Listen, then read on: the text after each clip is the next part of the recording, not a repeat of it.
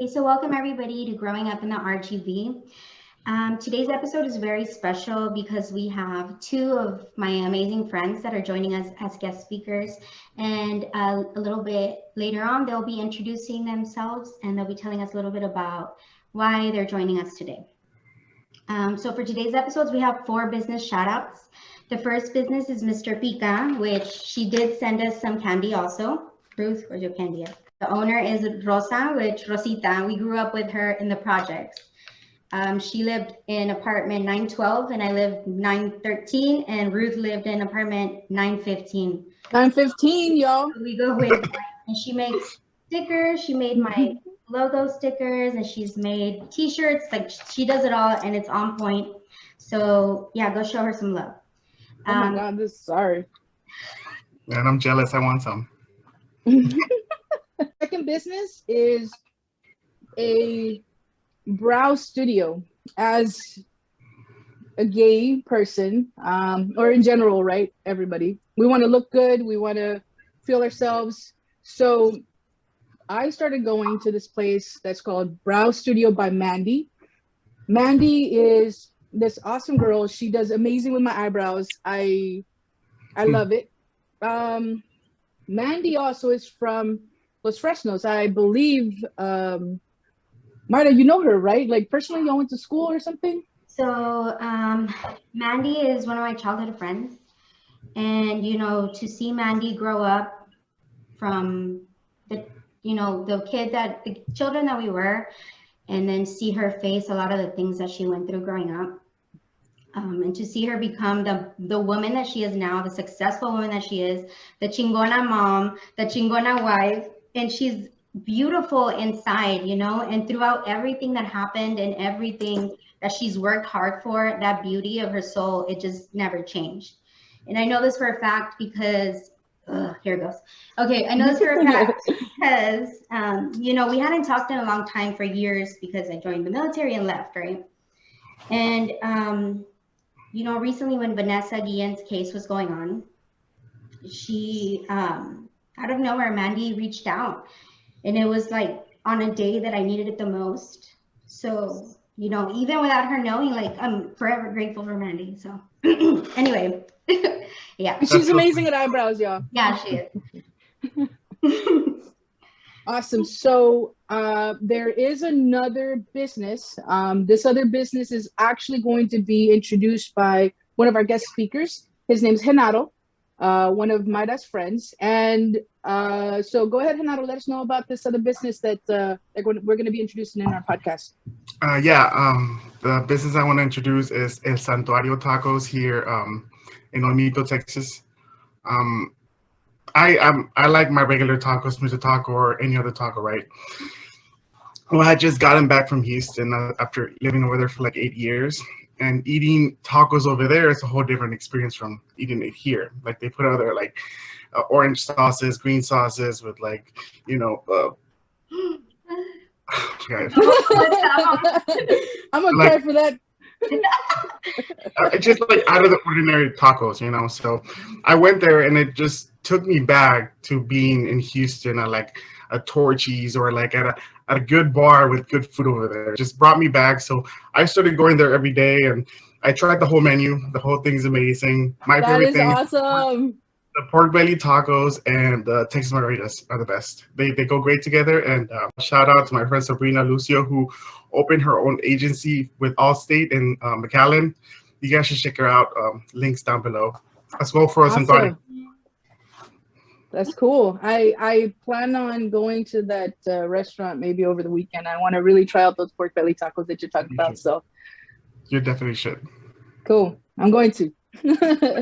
So before we start with the introductions, I want to kind of create a scenario for people to put themselves into a mentality where, you know, they can be a little bit more open about what's going on with different people and not just think about how things are affecting them. And if, you know, things don't affect the people, then, you know, they don't have to even worry about it. So they're not paying attention to what's going on to other people who are affected, you know. So the scenario is Imagine that you're being honest about who you are and knowing that at any time you could face discrimination and even hateful crimes against you and your loved ones.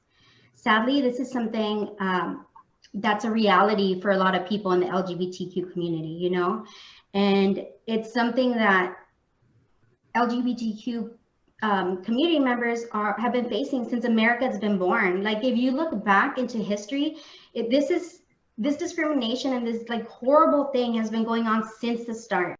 So today's episode is growing up in the RGV in the LGBT community.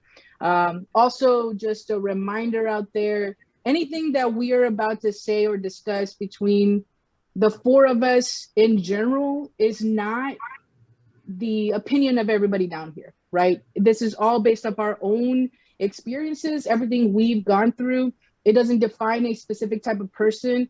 It doesn't define the lesbians. It doesn't define the gay guys. It doesn't define anything in general like that. This is just our own experiences on how we grew up in the Valley and what we went through ourselves. So just throwing that out there. Don't hate. Don't hate. And our first speaker is Mariel, and she's going to introduce herself. And we were friends since probably middle school, right?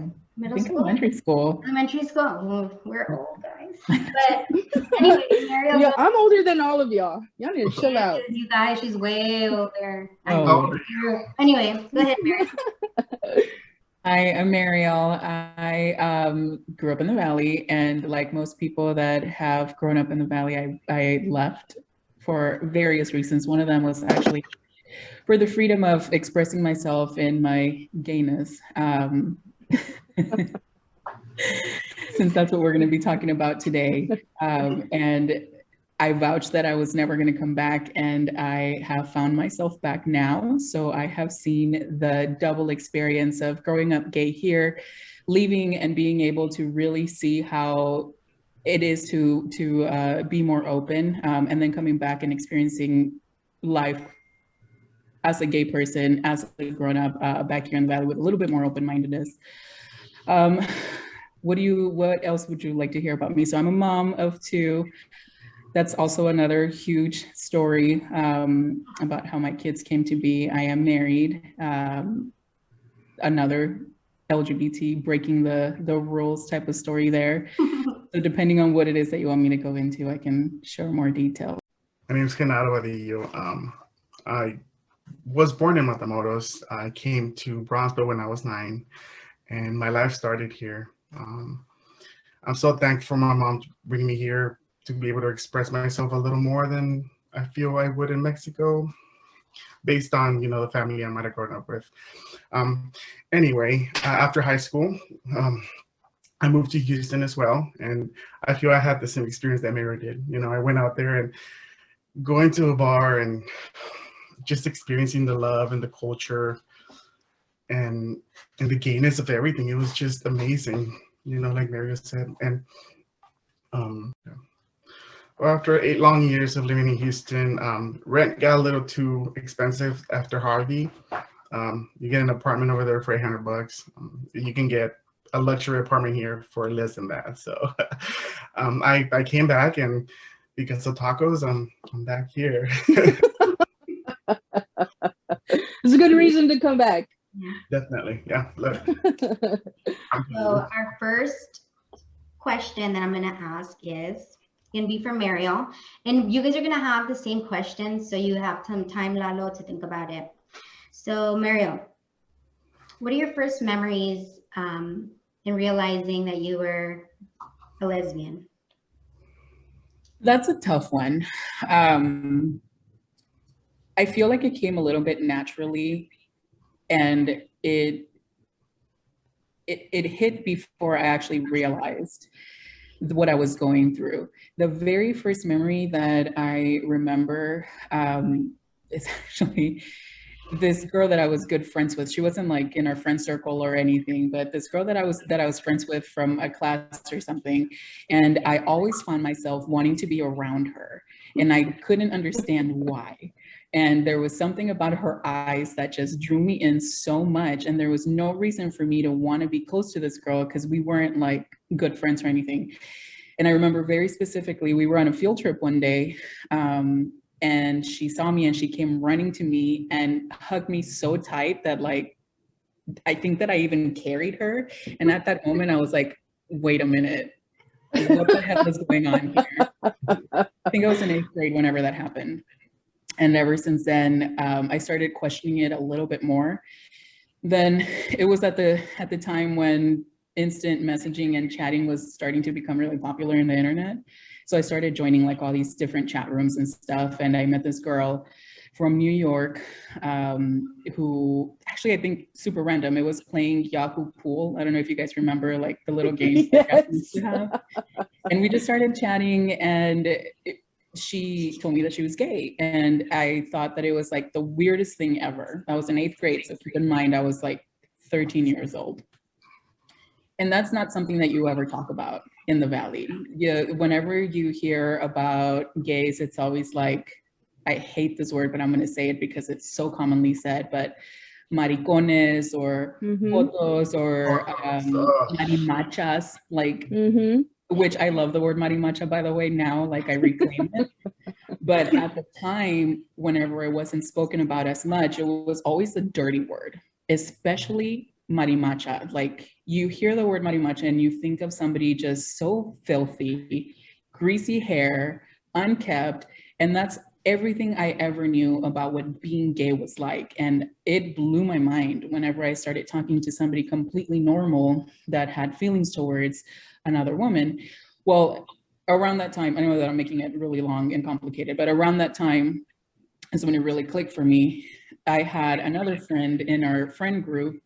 I'm not sure if I should say her name or not, but Maira, you might know who it is. But at the time she was bi, and we knew that she was bi. And that person from New York said, well, if you're curious, why don't you try to talk to her? She's your friend. I was like, you're crazy. Well, one thing led to another, and we did end up kind of being friends with benefits at the time. And from there on, I realized that I was gay. And there was no denying it, and there was just no turning back. I love it. Nice. She was kind of like your guide, kind of in a way, like, hey. Yeah, this random person from New York that I've never met in person. Yeah. You know, no, though, but sometimes it's easier to speak to a random stranger and tell them how they feel or how you feel, because even if they disagree and even if they have judgment towards you, it's not going to matter to you as much as someone that you would actually know. As weird as that sounds, you know what I mean? Like, if you would have said this to somebody that you knew at that time, their judgment of you would have affected you a lot more than this person from New York, you know? So it's weird, but that's awesome. That's awesome that you had that out, you know, to kind of make you feel comfortable. Well, own it. Like, that's who you are. And I know who it is. So.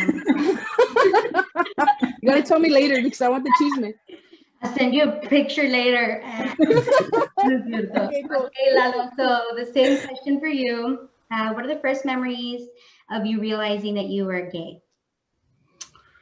It was kinder. I remember going down those freaking, in Mexico, in the kinders in Mexico, those freaking hot slide. The hot slides, yeah, during like recreo, like during free time. And I used to hang out with the girls all the time, and we used to like be like, oh my God, look at that guy over there. Like I remember us being like, little kids, like, oh, checking out the other boys, you know. It was, and that's when I started picking it up. I was following, you know, kids my age for the wrong reason, not to be their friends, because I liked them, you know, and it was very apparent to my parents, and it was I don't know what I was gonna say. Was that you mentioned that you know, it was kind of, I don't know your exact words you used, but it was kind of the reason why you moved to the States, or that was something your mom did to better express yourself? Yeah, because of that and other things that we might discuss in the future. I came over here and I feel a little safer than I was over there. I don't hate Matamoros. I don't hate Mexico. I love Mexico. But for me, I think I got really lucky to have been able to grow up here and actually been able to pick up the language. Yeah. And now And then I remember just going through, I remember just flying through elementary and middle school. And I failed 6th grade, right? In Oliveira in Brownsville. And then my parents brought me to Los Fresnos once I had passed the 7th grade. And I spent, I think, because I had failed 6th grade, they made me do 2 semesters, 7th grade, and then 2 semesters, 8th grade. And that's when I met Mario. But it was actually during, in the line, waiting for our lunch in Tesaca. I was always so flamboyant. I was always like, picking up my hands, talking to hair. I didn't know I was doing it. My body was just doing it because I'm happy like that. This girl named Priscilla, I don't remember her last name. She's like, she's so happy. You guys, I was like, don't say it. She was like so happy. She's like, oh my God, you're gay, right? And I was like it took me by surprise. I was like, wow, So I stayed quiet. I didn't say much. I ate my lunch, and I remember ever since it was just like an echo, like, you're gay, you're gay, you're gay. And it just made sense. And it was, I feel thanks to her for telling me, hey, you're gay, in such a like happy way, instead of like all my life being like, oh, you're gay, that's wrong. I think that helped out a lot through that process. And then I met Mario, and here we are, everybody. Nice. It really helped knowing Lalo during that time, because I didn't know that, Lalo, about you coming out and realizing it didn't necessarily have to be a bad thing in 8th grade, which is whenever I was coming out too, and it was such a difficult time for me. So we found each other at the perfect time. Yeah. Beautiful, you guys. I love it. I met Maira and Mario and all the rest of the girls who are watching. Hi. And Mandy. And Mandy. And Mandy's Brow Studio. Dude, she's amazing. Y'all need to go. Maida, you need to come and have her mess with your face. I had to plug these like right now for the camera, but Mandy, we need your services. Yes. Okay, so the next question. Mario, what were your parents' reaction, and how are they about it now? I need a whole therapy session for that one.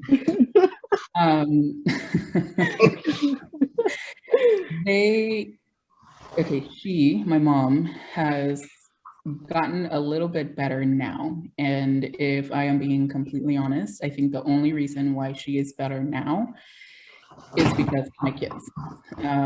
She's always tolerated it, but never been accepting of it. And the pessimist in me, or maybe it's the realist, and acknowledges that she may not be fully accepting now. So that is, but again, she's come a very long way from the very beginning, and she is more open now that we have kids. But when I talked about how I first realized I was gay, and exploring my sexuality and my lesbianism whenever I was a teenager. I was always trying to figure out a way to tell my mom, because I couldn't hide it. Like, it was just something that was in me that needed to come out. The moment that I realized that I was gay, I was like, I'm gay. And it was a little bit hard at first to really accept that and come to terms with that with myself. But once I did come to terms with that, I really wanted to be open. And I remember at the time, Tattoo and all the things she said was like really popular, that song. Oh, that was my jam. And I was, oh yes, oh my God. Yeah. Hey, maybe that should be the intro song to this. Yeah. Dude, oh my God, like that song right now is, woo, I'm getting flashbacks. That's crazy. But I was driving in the car with my mom. I was always in sports or some sort of extracurricular activity, and she picked me up from something, and I said, I have to show you this song. And I played it, and I was starting to talk to her about the singers and the point behind that song, and she turned it off.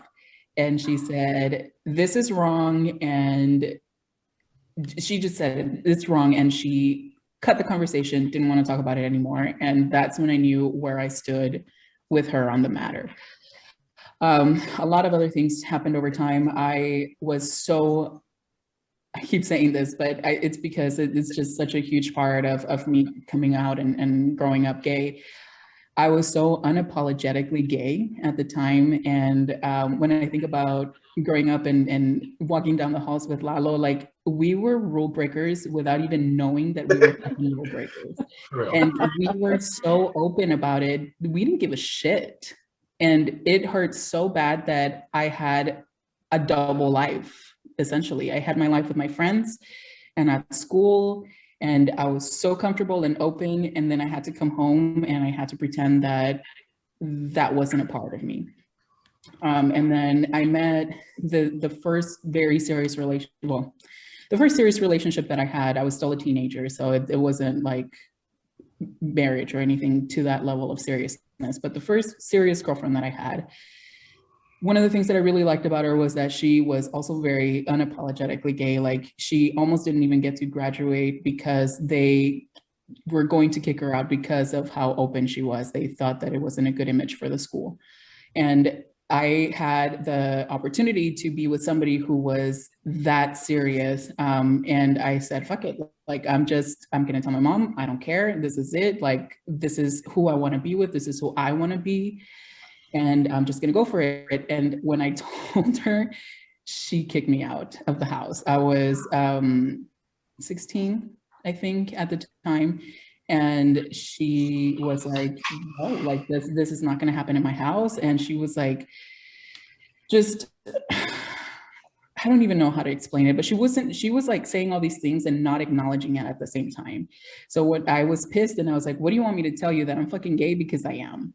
And the minute that I said that, she just raged and kicked me out. And I called my girlfriend at the time and I was like, you need to pick me up because I can't live like this. Like, if this is what it's going to be like, I cannot do this. But then whenever my mom realized who I was talking to and what my plans were, she took it back and she's like, no, you're not leaving. No te vas a ir a ninguna parte. Like, this is your house. And it was just a big mess. I think I ended up spending the night at our good friend Ashley Fulton's house, and just to chill out for the night. And I did end up coming back home, but it's a memory that will always stay with me because it's just such a horrible thing to have to go through, and it really shapes who you become as you grow up. Right. For that reason, I vouch that I could not hide myself. And as soon as I could, I ended up leaving. I actually turned down a full scholarship at the local college here to go to North Texas, where I knew that I could be more open and live life the way that I wanted to. And you found your spouse, you guys have your kids, and look at you now. Like, yeah. So in college, I met my wife, and we ended up moving to Austin, where, of course, if you know anything about Texas, Austin is like gay central. Yeah. Yeah. So we've had a lot of great times. And then we had kids, and we were there for like 3 years, and it just life brought us back to the Valley, and now we're here. Which is another whole situation to unpack, because like I said at the beginning, growing up gay is one experience. Coming back as an adult is something fucking completely different. Especially with kids, it is insane, and it's a constant battle of what is. It's hard. Yeah. Like, what do you rather fight, and at what time, and what are you willing to put up with? But so far we've had a decent experience. The Valley has come a long way in just 10 years. Definitely. A long way. And I'm glad for that. And yeah, I mean, I think Ruth had a similar experience as you. I don't know if you want to share, Ruth, about when you came out. Sure. So I found out I was gay, like, I don't know, probably when I was born, who knows? As a kid, Maira, you knew me. I was always a tomboy. When we grew up, everybody knew I was gay. That Mario and you had in common, the antennas, or like the hair in your face. Oh my God. I remember the teacher used to, Maria, can you see? Mariela, can you see? Can you see anything? She had them like hardcore drill to a front too. Oh, the Aquanet. Yeah. Walk around with those like they look like this, but it's silver beads and black jacket. That was me. Knees and Vans, and I'm like, well, Ruth is gay. I know she is gay, but they're not saying shit. Like, yeah, actually, I remember being in middle school, and that's when the whole thing started of going into the locker room with the girls, and you know, you were in athletics and stuff, and I was like, damn, like I don't feel comfortable changing in front of these girls because I liked some of them. You know, I don't know. Everyone would thought it was weird because I would go into the stall, change in the stall, and then come back out. And they'd be like, well, everyone's getting undressed here. Why don't you just get undressed here? So to me, that was weird. So that's when I actually started asking my parents, hey, Mom, I need boxers because my underwear, they show my legs when I'm changing and it doesn't feel comfortable, you know? So my mom was like, okay, mija, ahorita te los compro, you know? And then I started telling her, Mom, well, I also need like muscle shirts to put underneath my shirt because I'm having to change and I don't want them to see me, you know? So my mom, no, okay, mija. So what I would do then later is when I was home, I was in a muscle shirt and boxers. Like that's how I would chill, you know? No one ever knowing that, you know, so comfortable though. Yes, exactly. When my parents found out, actually, and I told my sister that I would be saying this story and I would be bringing her up because she's the one that outed me. And as much, Noemi Bautista, if y'all want to search her, by the way.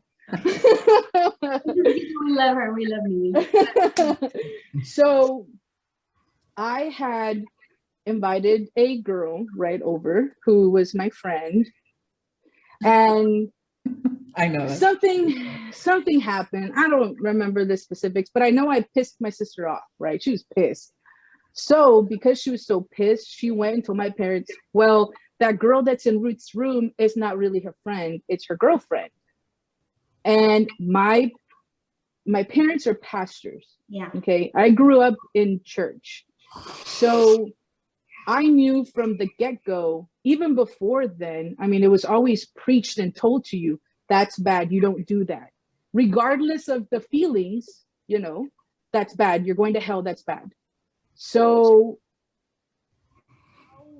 I didn't know how to express myself other than to lie to them because it's bad, you know. Right. You're not going to tell them, just like you were saying, Maria, they're two completely different lives, you know. At home I was someone completely different, other than when I was with Maira or anybody from the projects kids, like they knew how I was, but at home I was a completely different person. Every Sunday or Wednesday, or I don't remember, whenever they'd make me go to church in a fucking dress and a skirt, as uncomfortable as I was, I think I wore the same dress for years. And when my parents found out, I remember I was playing PlayStation and this girl was sitting next to me. And okay, I'm about to say something really nasty about my parents, but I love them to death now. They're amazing. But then they were not okay with it, right? Mm. My dad and my mom walk in. My dad unplugs my PlayStation and he looks at me and he tells me, who is she to you? And I, like, everything sank. Like, I was like, shit, like I'm in trouble. Like when a cop pulls you over, you know that feeling? That's exactly how I felt. I was like, fuck. Yeah, and yeah. And I was like, well, she's my friend, you know. I don't know. And my mom looks at me and she goes, your sister already told us who she is. And I look at the door and there she is, standing right there, my sister, Noemi Bautista, by the way. And I was like, well, she's my girlfriend. As soon as those words came out of my mouth, my dad backhanded me. In front of her, and I've always worn glasses. He backhanded me, my glasses flew, and I was shocked. I didn't know what to do. I just sat there. And then my mom tells me, we used to be proud of you. And she walked out. And I was like, what the fuck just happened right now? Like, because of one thing that defines me now, I'm no longer anything to them, you know? since this girl was there, I was already out of school, so she was like, you know what, I'm gonna call my mom and we're leaving. She's gonna buy us bus tickets. We're leaving. Her family was from Ohio, so she called her mom. Her mom bought us 2 bus tickets. In 2 days I was gone, and I don't even know how long I didn't talk to my parents. It was a while. I lived in Ohio. I was in a place called Lorain, Ohio. Every week we would go to these gay meetings in Cleveland, and it was amazing to see that there was more of us out there. I had seen it in school, so I knew that I wasn't the only one. I was afraid, during school. I don't even know how many people I lied to saying that I was not gay, because again, I didn't want them to judge me or think, oh, well, fuck her, but it was a crazy experience. I've lived in a lot of different places around the country. I never thought that I'd come back to the Valley, and here I am. Gravitational pull, I think it is. I don't know. I'm in this amazing relationship now. I also have 2 girls, 2 kids. I didn't birth them, right? My girlfriend did, but it's awesome. My parents now are amazing. They're still pastors, by the way. So I think now it's just been more of a realization to them that this is my daughter, and regardless of who she is, we're going to love her. Yeah. And I think that's the most awesome thing, especially for them as pastors, Pentecostal, preaching that this is bad. They're still accepting of me, my girlfriend, and our kids. Every time that I call them, my mom will be like, oh, me saludas a Cecilia, ¿cómo están las niñas? It is a completely different type of life now than it was before. And I think that, honestly, if we wouldn't have gone through everything that we went through growing up, we would have not had those experiences that we had. You guys living in different places and experiences, everything that you all did is essentially what is making us now who we are, And as ugly and as shitty as it was, and as ugly as it may still be sometimes, as long as we are not lying to ourselves who we are, that is what matters, because that's what's keeping us happy. Mm-hmm. So I truly, truly believe that. And it's awesome that you guys are putting yourselves out there. This is not something easy to do, It makes you relive all this stuff, and it really does suck. It really does, but it makes you kind of see it in a different perspective, like, wow, like there's a lot that's happened and we're all in a better state now. And I think that's really one of the things that we kind of want to put out there, that we're here. Everyone goes through something, and no one's alone. We're not alone in the experiences that we've had. And who knows, there might be somebody right now who needs to hear it, or who needs to have that guide that you guys needed, and y'all could be that voice that they needed in the back of their head, saying, hey, this is the real you, this is you, this is you, Because here we are. Exactly. Renato, how were your parents? How did they take it, or how did that go? Well, my dad, it was a big bust. I wasn't a real dad. When I told him, I think I was like 11, and I remember it was like night, and out of the few times he came to visit us here in Brownsville, I was sitting outside with him and my sister, and I was just feeling so troubled. I just wanted to tell him, like, the whole time I had my head down, and he said, what's wrong? And I was like, well, it was so easy for me to come out as bisexual. So I came out as bisexual first, and he looked at me in the eye and he said, I raised no gay son, right? I literally kissed him in the cheek, and I walked out. I walked out of his car, right? Wow. He grabbed me and pulled me back, and I think I just blacked out anything that happened after that. He still really hasn't looked for me. My sisters bring him to me, but there's no chemistry to talk. He doesn't want to apologize, and he doesn't want to listen to me. So we'll leave that there. My mom, on the other hand, she's a fighter, and she loves me, and she's always growing up, she did tell me that it was bad, the things that I was doing and stuff, or how I was acting. But whenever my tias would say, I don't want to let I hate saying it, but Lalito, hang out with So and so. my cousin because, decía mi tía, porque mi hijo no es así. Se le va a pegar. And I heard that, and I heard my mom, and I saw my mom's face that day, and it was kind of heartbreaking to her. To me, I never really cared. Anyway, once I moved to Olmito, I think I was 14. It was September of 2004. I told my parents. They already knew that I was gay, right? But they asked me. My dad sat down with me, and he's like, what are you? And I was like, oh, I'm bisexual. And he's like, I don't think a baseball player can bat both ways. I was like, okay. He's like, yeah, you want me to take you to my therapist? And I was like, sure. So we went for 5, I think, therapies, and it came out that I was gay at the end. I remember the drive home when I told, because he asked me, he's like, you want me to tell your parents? And I was like, yeah, absolutely, everything. The drive home was so quiet. I mean, and crossing the border is a long way. By the way, I went to Matamoros to do these therapies. So the whole way back, it was like 2-hour wait, and it was just quiet the whole time. My dad, he was looking back in the mirror, like, he's always been supporting of me. My mom, on the other hand, she might have taken it hard, but my dad was always there for her. My sisters, on the other hand, is another story, but my parents are very open with me now. My dad actually asked me, he's like, where's your boyfriend? Bring him home. But sadly, I'm still waiting.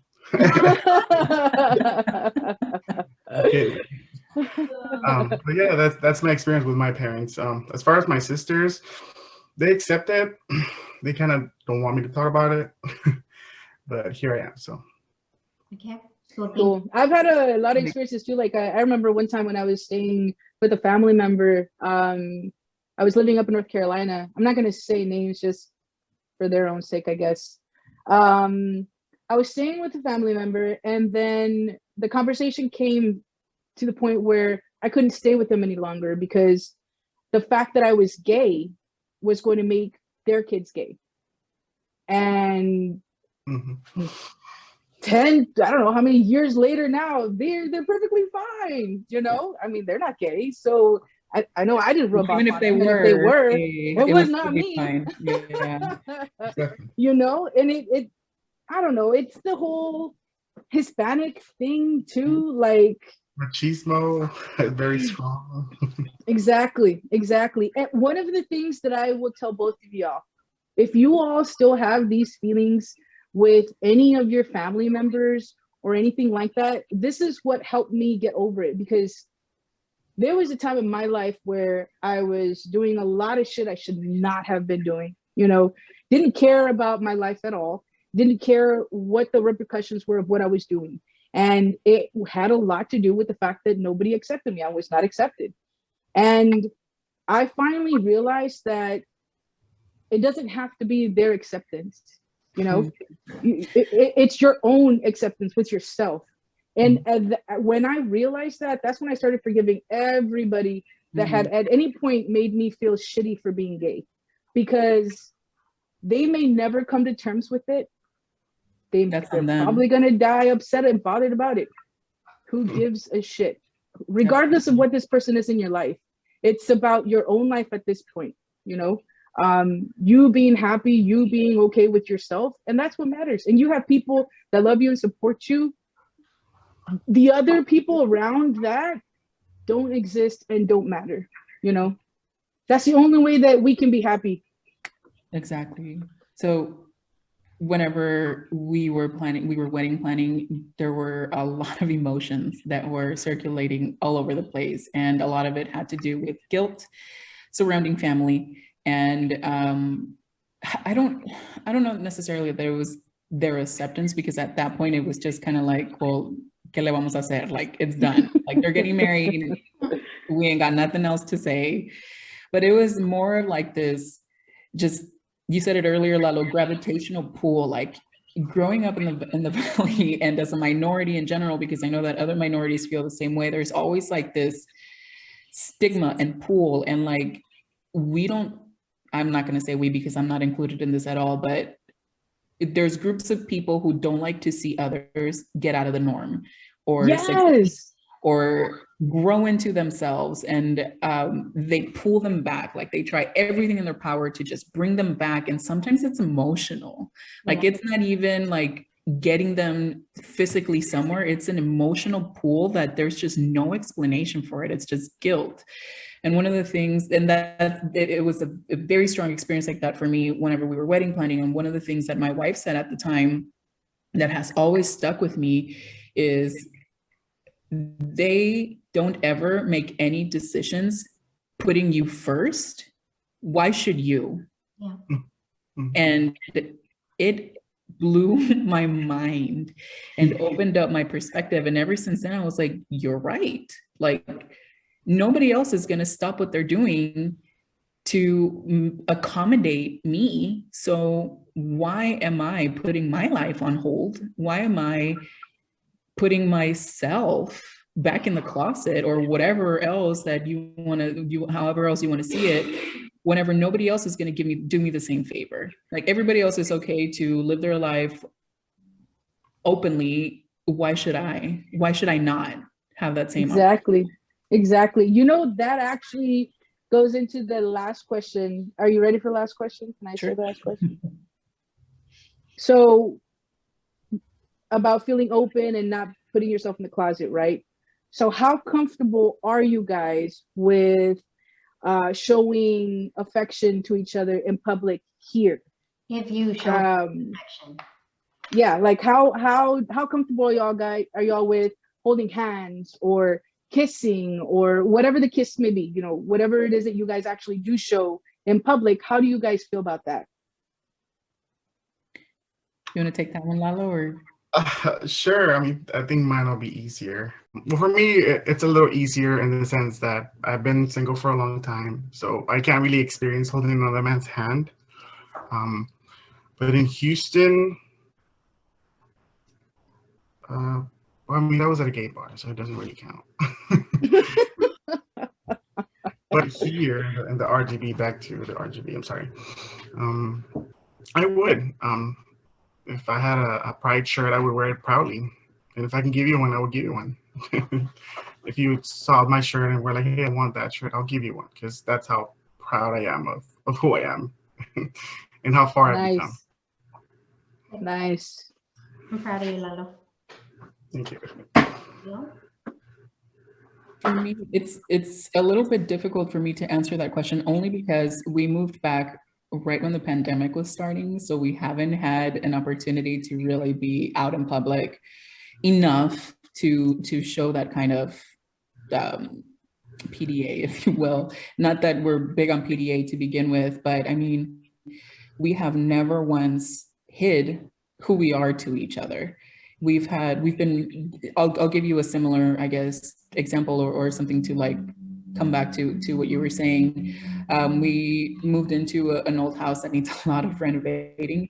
So we've had a lot of contractors in and out, and we have never once hid anything. Even whenever they say, oh, where's your husband? Or what does your husband do? I am the husband. Like, that's it.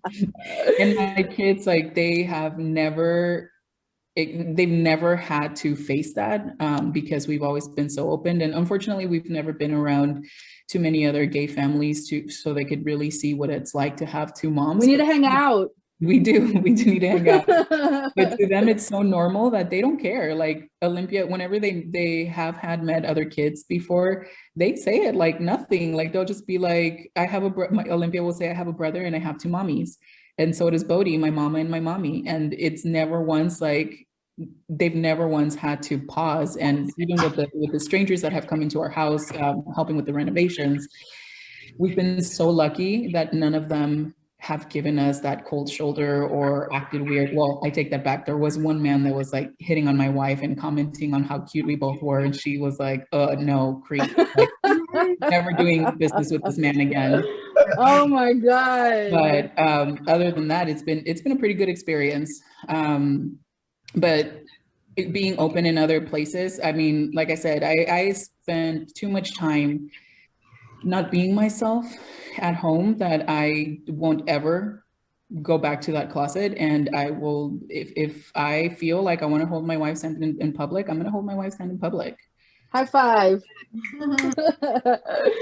So I have a question. So have you guys discussed, like, bringing up a little bit about what Ruth brought up about spending a night at people's houses? Have you and your wife talked about if you run into that scenario where some ignorant person says to your children's kids, hey, so for you and Ruth, well, for everybody, I guess, like if they say, no, my kids can't go over to your house because you guys have 2 moms or 2 dads.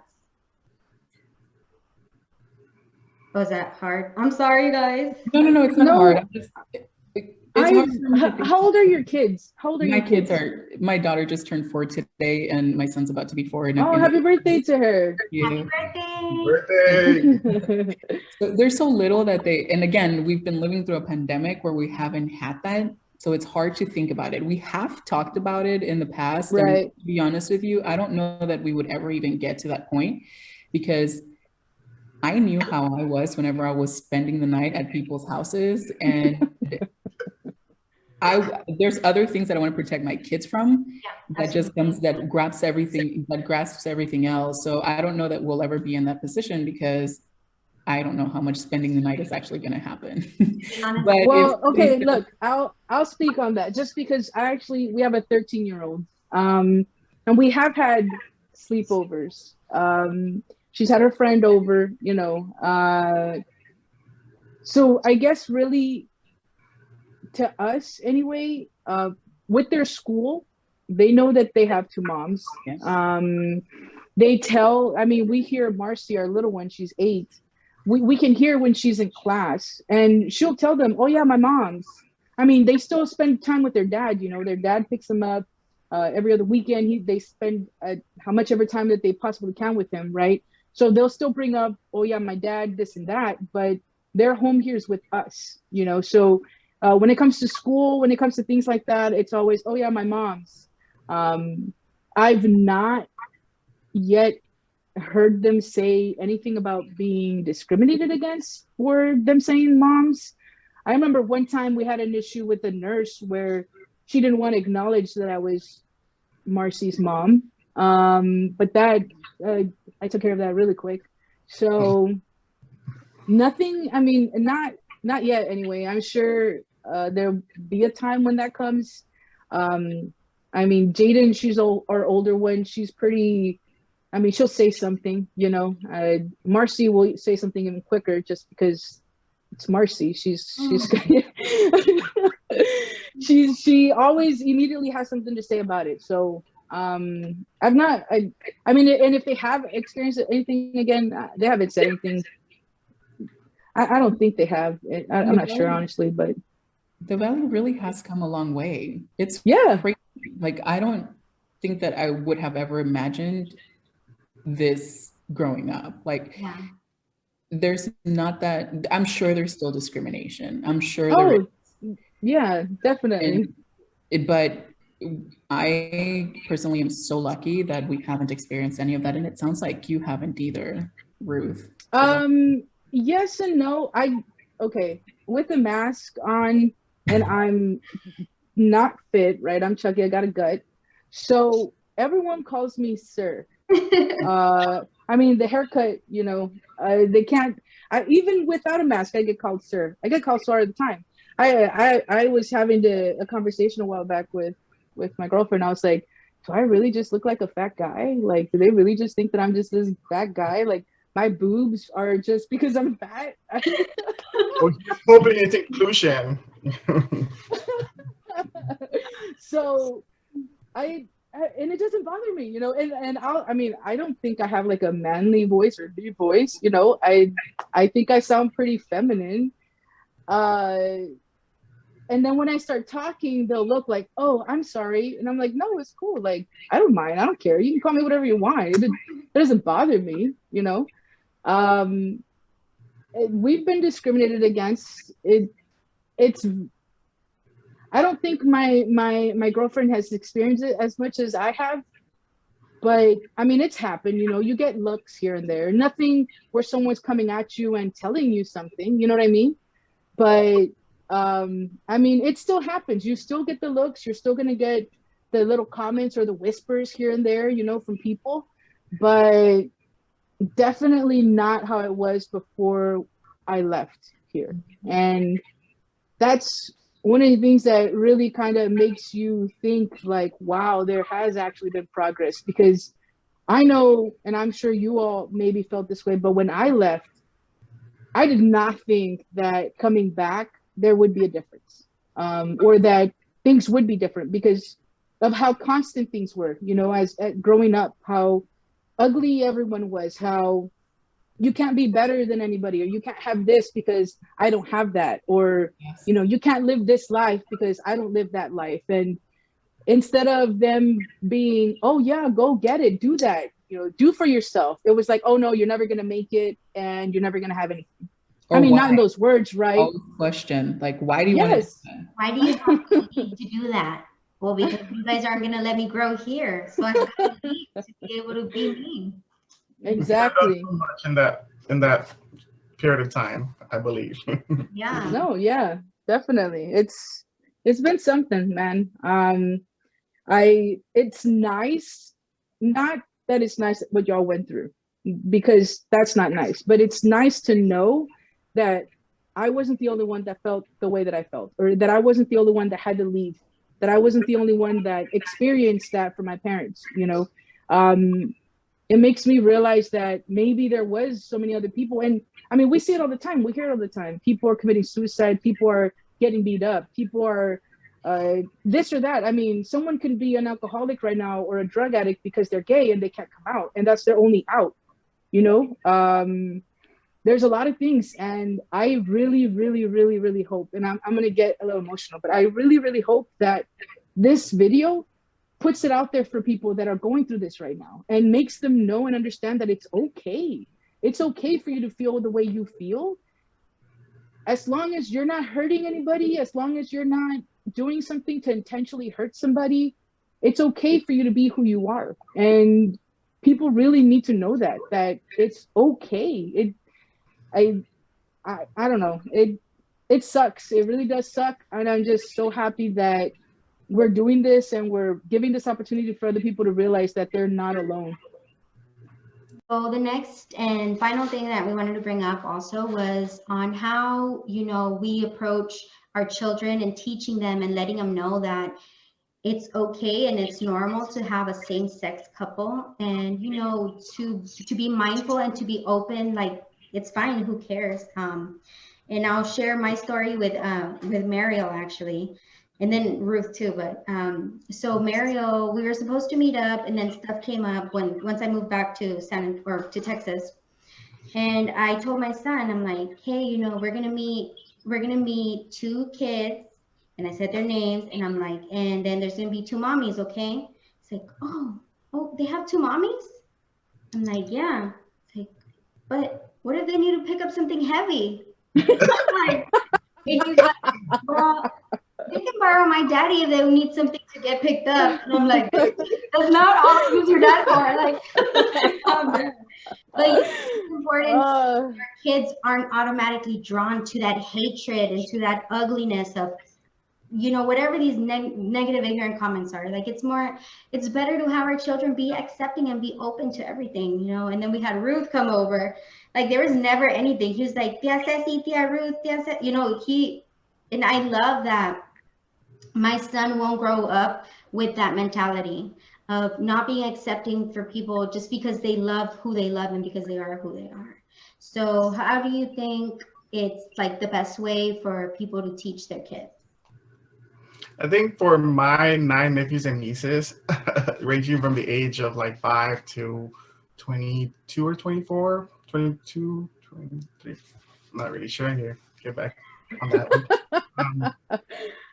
I feel like they know I'm gay because I'm always like watching RuPaul's Drag Race around my nephews, and they come in the room and like they saw the painting or I had a gay flag, you know, they know I'm gay, you know, and they respect me. They're always happy to see me. So I hope with what they see in me and knowing that they can be nice and we're not gonna harm anybody. That they can go and share that out there. Maybe like, hey, my Theo is gay. Maybe you should respect your Theo or your friend. I already feel like they're more open, and I feel, they're gonna do great things having me as a gay uncle. Mario? Oh, go ahead. No, it's cool. Go. I was gonna say, like, that's my take on that. Mario? I think that something as easy as acknowledging it, and not like your podcast is called Las Cosas Que No Se Dicen, scratch all of that. Yeah. Also, I have to quote Juan Gabriel because he is Queen Diva. But one of his very famous quotes was, "Lo que se ve no se pregunta." And that might have worked at the time. And I think that we're past that. I think that we do need to talk about it. We do need to open dialogue, and we don't have to hide things anymore. And being open with your children and wanting to rear them openly is acknowledging those things. Like, that's simple. You see two moms calling it out, hey, look, two moms. Or if they're watching a show and there happens to be a two-parent family, or a kid or a boy who's wearing a dress, or a girl who's wearing pants and looks very tomboyish, just being like, well, that looks really cool. What do you think about that? Something as simple, like, don't put too much pressure on it, but just acknowledge it. That will go a long way, because I think one of the really common things that from all of our three stories is that our parents ignored it. And it was very damaging at the time, and you don't have to anymore. Like, we don't have to hide it. I feel like even they are free now. Yeah. I'm sure that they are. I mean, just the fact that now it's out in the open, it's not something that we are hiding. I mean, for the longest time, even after I came out and when I did start talking to my parents, my mom would hint here and there about me going and seeing a doctor or this or that, all of that's gone now. And I think the easiest way to kind of put it in the kids' perspective, if you do ever have to tell them about meeting somebody that is gay, is that they just need to understand that it's love, regardless of who it is that you're with, whether it be two girls, two guys, or a regular boy and girl relationship, whatever is called normal, right? Then it's because of love. That's the reason why these two people are together. And I think that if we teach our own kids about love, then there would never question why there's two girls together, or why there's two guys together, or whoever, it would never be something that would be questioned, because to them it's like, oh, they're in love. And that's all that matters, that love. And that's all that matters, exactly. So I think it just teaching that love is out there regardless of what the person looks like or who the person is, that's going to be the best way for your kid to realize and in their head think, oh, it's love. Not that it's bad, not that it's good, it's love. And we should be fine. Yeah. And I think that would fix so much stuff. So many problems that the world has. The love, like. Yeah, like RuPaul says, you can't love yourself. If you can't love yourself, how in the hell are you gonna love somebody else? Yeah. Exactly. There's almost a new episode, but anyway, we will be linking all the resources for the suicide hotline, for the substance abuse, for other resources that are in the Valley, and we will be putting some links up of different times in history of where LGBTQ, did what they had to do to fight for their rights.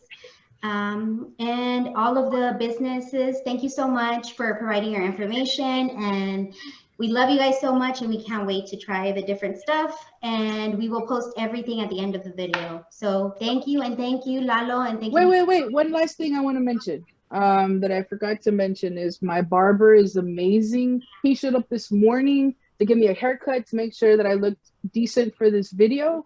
So shout out to Diesel in Harlingen. You can find him on Booksy. He works at a Gifted Hands barbershop on N Ed Carey. So yeah, I'm good. Sorry. Also, Valley Aids here in Brownsville, Texas, down in downtown Brownsville, Texas. I've used the services, super quick, easy, discreet, amazing experience. You guys should check it out if you guys are looking to get tested. Okay. Nice. Awesome. And thank you so much, Mariel, Renato. Thank you for joining us. And we are so thankful for you guys and for everybody else who participated. And we hope that you enjoyed this episode. Thank you. Awesome. Bye. Bye.